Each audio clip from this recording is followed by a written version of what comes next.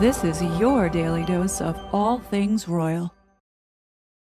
Literally, every day it feels like I'm always stumbling upon a piece of information that sends me down these rabbit holes. So yesterday, I put up this post about Imran Ahmed's lawsuit against the United States and his lawyer's response back, referencing this CITR group that we've talked about in a previous video that's connected to Harry and Meghan.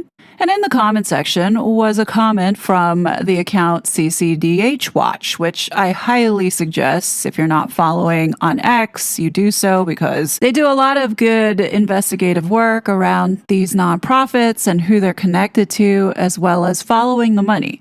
So I highly suggest go check it out. But in this case, they had left a comment telling me to check out Fusion Doctrine, which I never heard of before until yesterday. And yeah, that's the rabbit hole that I have gone down, and we definitely need to talk about it because it is tied to Harry and Meghan. So this fusion doctrine was introduced in March of 2018 as part of the UK government's National Security Capability Review under the Prime Minister Theresa May and National Security Advisor Mark Sedwill. Now, the core idea of this doctrine was that modern threats such as cyber warfare, terrorism, economic coercion, disinformation, and geopolitical competition could no longer be handled by separate government departments working in isolation. Instead, this doctrine aimed to fuse all of those instruments together of national power: diplomatic, military, economic, intelligence, technological, developmental, and even private, public sector capabilities. And they put this all into a single coordinated strategy directed by the National Security Council. It emphasized that cross-government accountability with senior officials assigned responsibility for major security priorities and sought to make strategy more integrated, agile, and long-term. So building off of the World Economic Forum's lingo as whole of society, they coined the term whole of government as an approach to solving complex global threats. Some critics argued it was partly a rebranding of older coordination ideas and risked becoming bureaucratic management jargon rather than a truly new strategic model. Now, one of the things that's really important to understand here is that Mark Sedwill's fusion doctrine represented and emphasized that this strategy attempt to treat influence itself as a core instrument of national security rather than as something separate from defense or foreign policy. This doctrine assumed that geopolitical competition in the 21st century would increasingly happen below the threshold of open war through information campaigns, economic leverage, cyber activity, media narratives, sanctions, development aid, trade relationships, cultural influence, and strategic partnerships. And under this framework, British embassies, intelligence agencies, military planners, trade officials, development programs, and communications teams were expected to coordinate around shared strategic objectives. So using soft power assets such as the BBC World Service, who's also funded by USAID or was funded by USAID, the British Council, universities, financial networks in London, foreign aid, and diplomatic alliances were viewed not just as cultural or humanitarian tools, but as instruments that could reinforce Britain's global influence and resilience against adversarial narratives. And who better to put into the mix would be soft power assets like the royals, because essentially that's what they're used for. So now that you understand the premise of this doctrine, let's look at the guy who created it. His name is Mark Sedwill. In an interview with the UK government in 2019, Mark Sedwill pretty much shows us that he's just another one of these piece of shit globalists. So the question here: what experience and insight from your previous roles in the diplomatic service and as Home Office Permanent Secretary do you find yourself using now as Cabinet Secretary? So here is what was so special about Mark Sedwill. It's very rare, or I want to say unusual that one person would simultaneously hold two of the most powerful positions in the British state. One is Cabinet Secretary and National Security Advisor. In the UK system, those particular roles had traditionally been separate to preserve institutional balance. The Cabinet Secretary is the top civil servant overseeing the functioning of government and coordination between departments, while the National Security Advisor focuses on intelligence, defense, foreign policy, and strategic threats. By combining both of those offices under one guy in 2018, Theresa May effectively centralized strategic coordination across the entire government. And this mattered because the fusion doctrine depended on exactly this kind of centralized authority. So in understanding that, his response is, mine is an unusual background for Cabinet Secretary, having spent much of my career overseas in security and international roles outside Westminster and Whitehall world. That helps me retain a sense of balance and perspective on the really big issues like the new global order. Let me say that again, like the new global order. Continues on technological change, population and climate movements, as well as the inevitable preoccupations of Brexit and the domestic economy. Now, I'm not going to go and read the whole thing, but in a nutshell, keep in mind this is early 2019 as Britain prepared to leave the European Union, which obviously, after learning more about Brexit, the globalists absolutely didn't want that.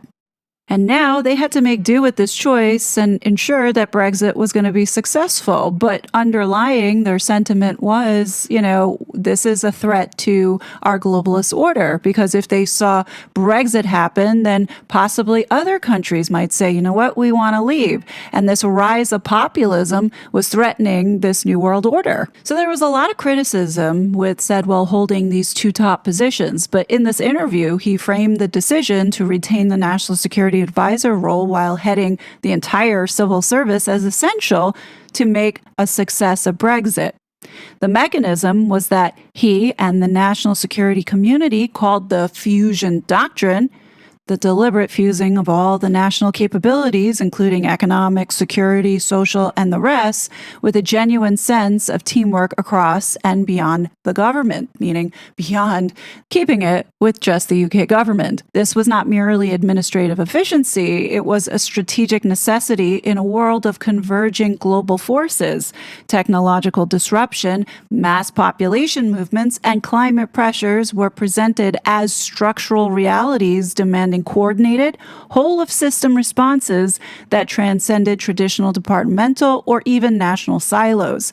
The beyond government that I mentioned earlier, phrasing hinted at the need to align state power with broader networks, and that's important to understand here, because he's really talking about international alliances, private sector capabilities, and transnational institutions. Now keep in mind the timing of this interview. It was February 13th, 2019. Unbeknown to us at the time, these globalists were getting ready to ensure that Donald Trump did not get back into office in 2020, which included Harry and Meghan. So now this quarterback, essentially for the UK, is in place. It's all hands on deck from a global perspective. It wasn't just the United Kingdom that was helping the United States out, ensure that our election was stolen, but the United Kingdom played a significant part to this. And I think everybody is seeing how all roads are leading back to Obama.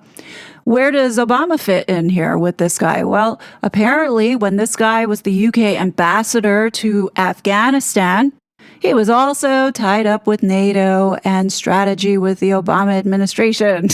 What's evidently clear here is that the UK and Europe, as well as many people here in the United States, like these forever wars because it is fueling economies. UK's economy, Europe's economy, and to a certain extent the United States, even though we're the ones giving our taxpayer money away.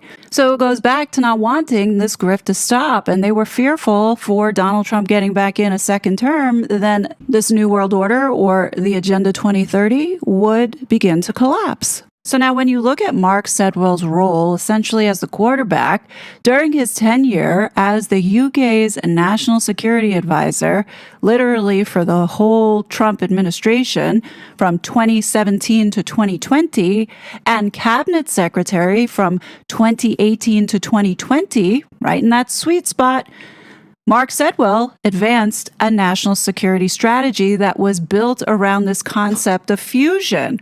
And part of that fusion, or central to this fusion, was the British Army's 77th Brigade, which is a specialized unit that was formed in 2015 to conduct information operations and non-lethal psychological warfare. The brigade focused on using social media and targeted information activities to counter mis- and disinformation, operating as part of the UK's broader hybrid warfare toolkit. Sedwell championed the blending of these non-traditional methods with conventional military efforts, aiming to make Britain more proactive in the information domain space, otherwise trying to control narratives. Now, with that in mind, in Donald Trump's first term, he wasn't able to get the things that he wanted to see done for this country that we are seeing now happen. And this is because the globalists threw a wrench back into his plans by creating this whole Russia hoax, the Russia collusion. And that tied up a lot of time taken away from focusing on helping this country. Now, knowing what we know, that the whole thing was a hoax. A scandal about Democrat projection. This is a scandal about what was a coup planned against the incoming administration at the highest levels. And I can report here tonight that these declassifications that have come out, those weren't easy to get out. And there's, in fact, far more waiting to get out. Unfortunately, those releases and declassifications, according to multiple sources I've talked to, are being blocked by CIA Director Gina Haspel, who herself was the main link between Washington and London as the London station chief for John Brennan's CIA during the 2016 election. Recall, it was London where Christopher Steele was doing all this work.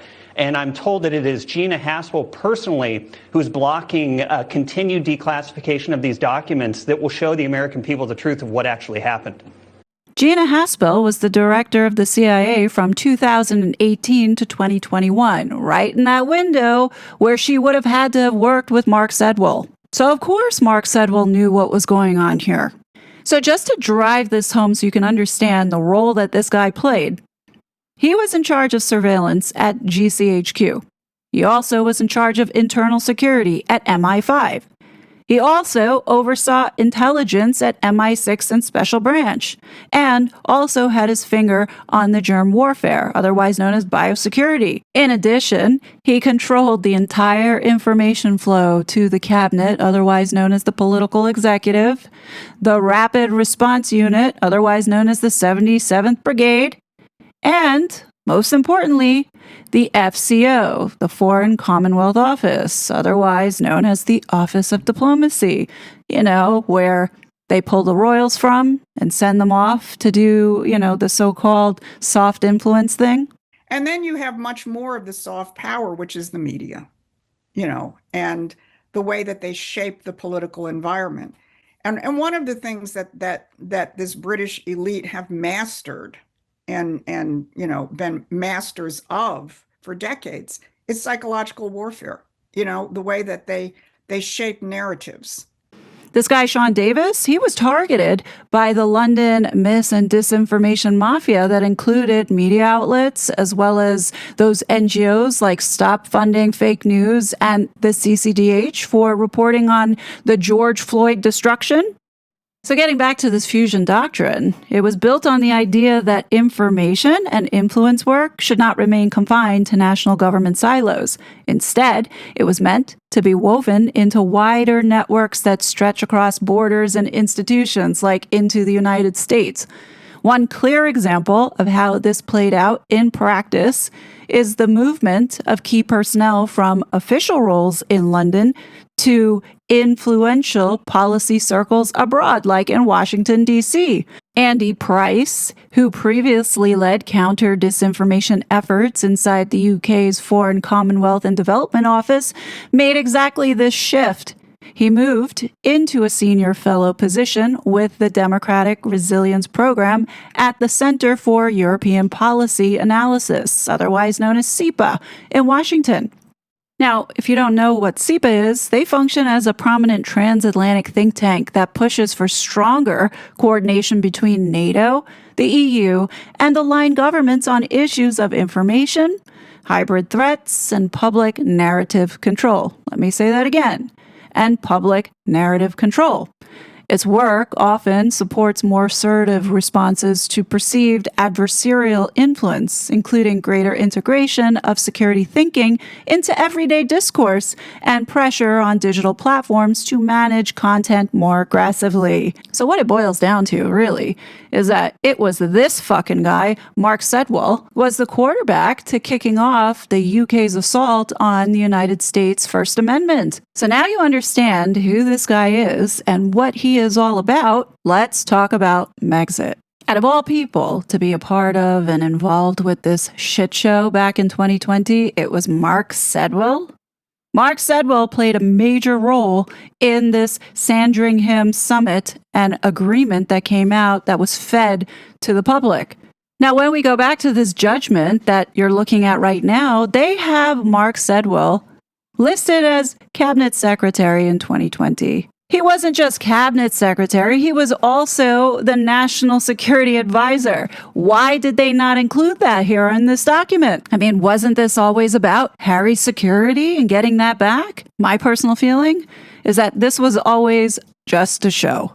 When you go back and you read this judgment, understanding the role that Mark Sedwill played with the government at the time, it's highly possible that this was one giant narrative that was spun to get Harry and Meghan over here to use some of that soft power.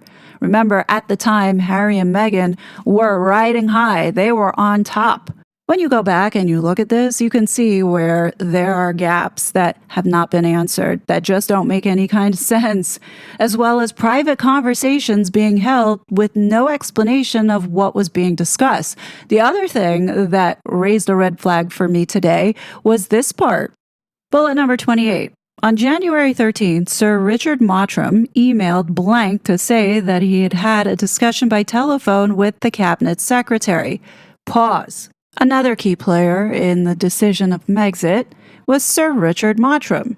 We never talked about him, but he was the chair of RAVAC from 2009 to April 2021. He had previously been permanent secretary in the Office of Public Service and Science within the Cabinet Office, the Ministry of Defense, the Department for the Environment, Transport, and the Regions, the Department for Work and Pensions, and finally, permanent secretary Intelligence, Security, and Resilience, and chair of the Joint Intelligence Committee in the Cabinet Office. Now, what they're not telling you is that he has served in some of the UK's most influential government positions, including roles connected to intelligence and security oversight, where he worked to ensure that intelligence agencies operated effectively within established legal and governmental frameworks. He was very vocal with his public commentary and policy discussions, as Mottram had expressed concern about the challenges that mis- and disinformation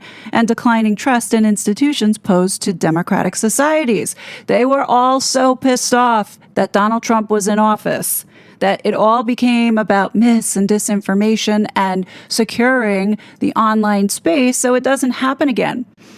His work has generally emphasized strengthening government accountability, improving institutional resilience, and supporting evidence-based decision-making and maintaining public confidence in democratic systems, like ensuring that Donald Trump never gets back into office again. He has also written and spoken about the difficulties governments face in a rapidly changing information environment, arguing that democratic institutions must adapt to new forms of influence and information warfare, while preserving the principles of open government and public trust. Mottram has spoken about the challenges associated with what he described as a post-truth political environment, declining trust in institutions, and the growing influence of mis and disinformation. This was a guy who was chair of RABAC from 2009 to April of 2021. And it says here, Sir Richard's first witness statement says that he has extensive experience of government across a wide range of policy areas and am very familiar with decision-making in matters of or touching on national security. Now that you understand a little bit of what this guy is about, let's go back to this judgment. So he's supposed to be the chair of RAVAC with a special interest in protecting our democracy and restoring truth back into our institutions. Okay? Mottram has a telephone conversation, not on record, but a telephone conversation with the cabinet secretary. And notice they're not naming him here, but it's Mark Sedwell, who was planning to put in writing with the royal household the line he was taking on the security arrangements. Oh, you mean the narrative that everybody has to go on. In essence, this was that redacted. I commented that the royal household tended to see matters in redacted, whereas we considered redacted. There might be circumstances where some state support was justified in the context, say, of redacted, but this was different to redacted. So if this indeed was a covert mission, a lot of this redacted stuff could actually reveal what they really talked about. They're giving just enough information to make this look legit, but at the same time, leaving things out so it's still very murky.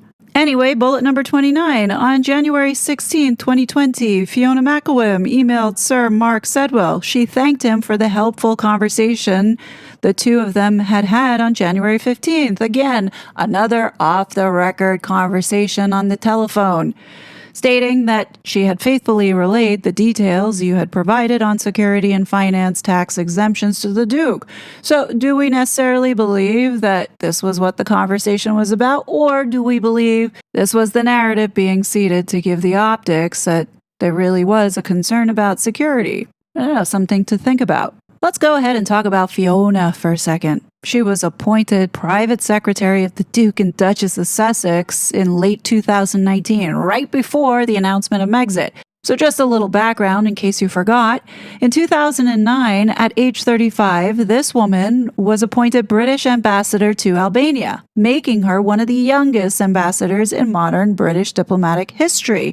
She served until 2012 and then went on to be the director for the Western Balkans and enlargement at the FCO and held senior advisory roles with the European Commission. And somehow, towards the end of 2019, Fiona McElwim found her way as the private secretary of Harry and Meghan just in time to deal with MEGXIT. And then what's really peculiar is that after Fiona's short stint with Harry and Meghan, she landed a job at 10 Downing Street as private secretary for foreign affairs, dealing with the prime minister. And at the time, it was Boris Johnson. She, too, also had a special interest in disinformation. In 2018, while serving as head of the Western Balkans and Enlargement Department at the FCO, she gave evidence to a UK parliamentary inquiry.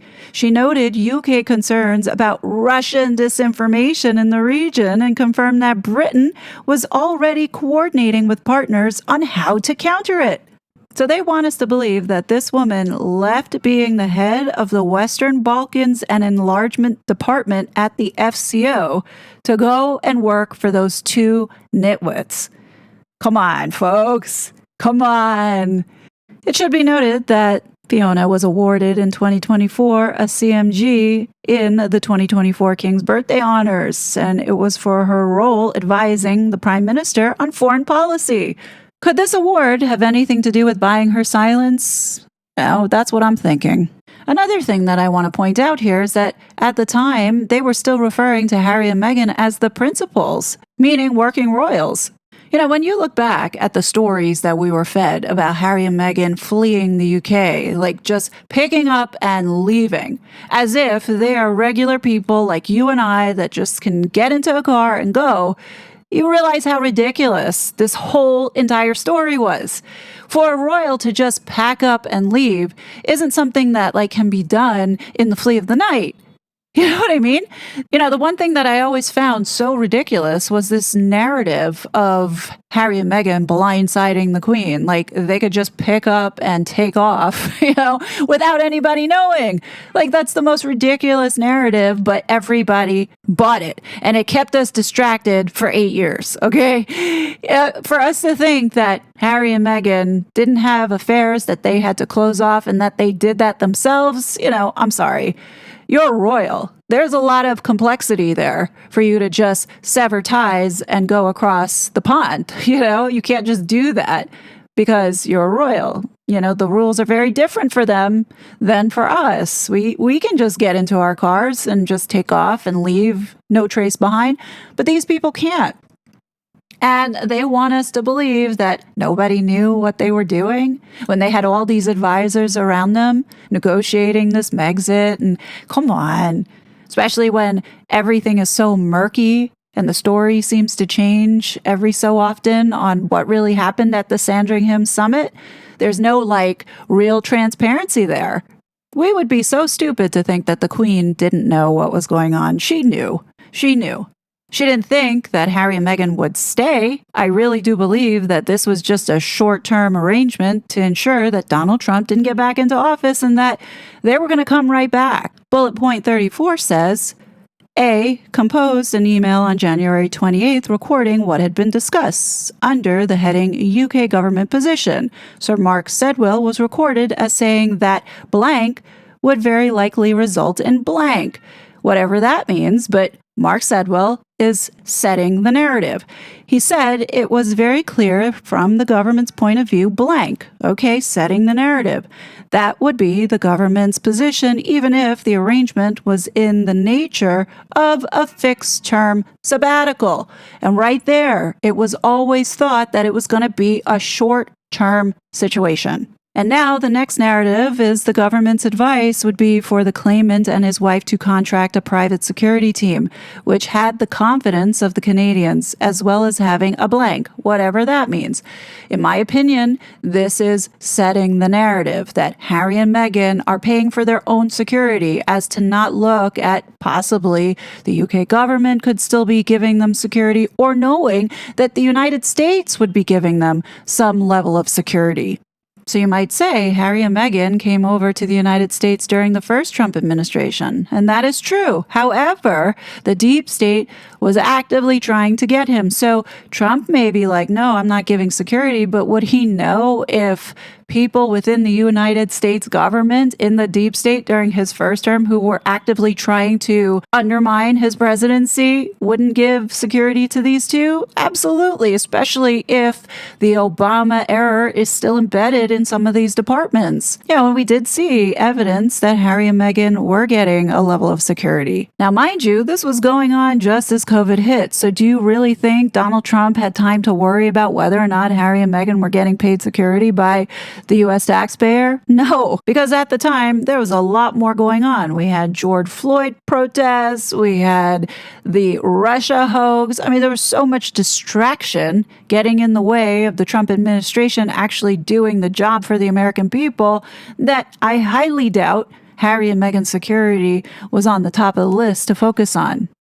Yeah, I hate to break it to everybody, but there's absolutely no way that the Queen didn't know what these two were doing over here in 2020. I really do think she thought those two were going to come right on back. And what we watched in 2021 was Meghan going rogue. I honestly believe that this is what happened. The Queen knew in 2020 what needed to be done. All hands were on deck, folks. We're now starting to see and understand that the UK uses its soft power, meaning in the royal family, to influence abroad. If that's how this was positioned to make sure that Biden got into office in 2020, by trying to protect the integrity of the election with reducing mis and disinformation and stopping, Russia, then obviously the Queen was likely sold on the idea of protecting democracy. Now, by looking at this theory in this way, it makes sense as to why the royal family never did anything to curb these two. Especially in 2020 when they were legitimately interfering with the 2020 election, despite Congressman Jason Smith writing a letter saying that these two were interfering with the election, and they didn't appreciate it. Nothing was done. No response. No action was taken. The final note that I'm going to leave you on here to just chew on, it really is frustrating to know, especially in your gut of guts, that you've been lied to, especially on such a massive scale, and these lies are still ongoing, especially around those two children. And looking back, there were a lot of instances where the royal family could have cleared some of this stuff up, but they chose not to. And I don't think they ever will, unless their back is up against the wall, like what we saw with the, release of the sleazy e-files, and they had to address, Andrew's involvement here.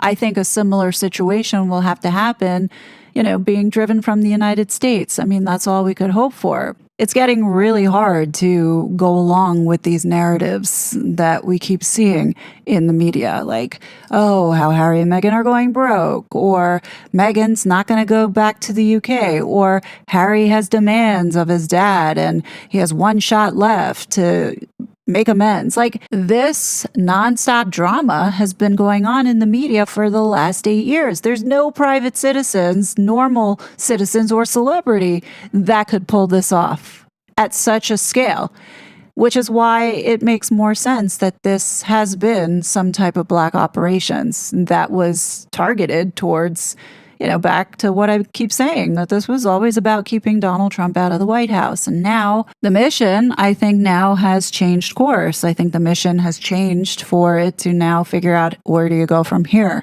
And what we're seeing is they're trying to bring Harry back, or will they keep him over here? I mean, things didn't go the way that they anticipated it was supposed to go. I really do believe that these two thought that they were going to have control, or at least the government would have been satisfied enough to have control of the online space to where they could continue to keep curating these narratives and being able to kick people off or deplatform or censor or arrest them. I mean, this is where this couple was going. They wanted these laws put into place, and I don't think they saw how difficult this was going to be.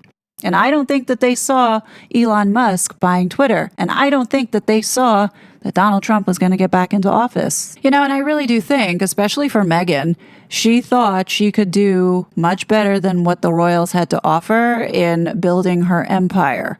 And when I say that, she didn't see USAID going to be disrupted or the whole NGO charity fraud being exposed. I believe she saw that she could become this billionaire if she followed the footsteps of the Clinton Foundation or the Obama Foundation or the Gates Foundation, because that's exactly how this Archewell Fugazi public charity had been set up. And I guarantee that a lot of money had been flowing their way and off into offshore accounts, which I think now all this publicity around how broke they're going is really to throw the scent off, because maybe people are poking around and looking into their finances and they want people to think that they're poor. That's what I think is going on here. I don't believe for 1 second that Harry and Meghan are having financial troubles. Not for a second. But anyway, that's just me giving my thoughts. But what do you guys think? Do you see how this could easily have been a black operations that the whole royal family was aware of? Well, maybe not so much the rest of the royal family, but definitely the Queen and King Charles now. I think they knew what was going on.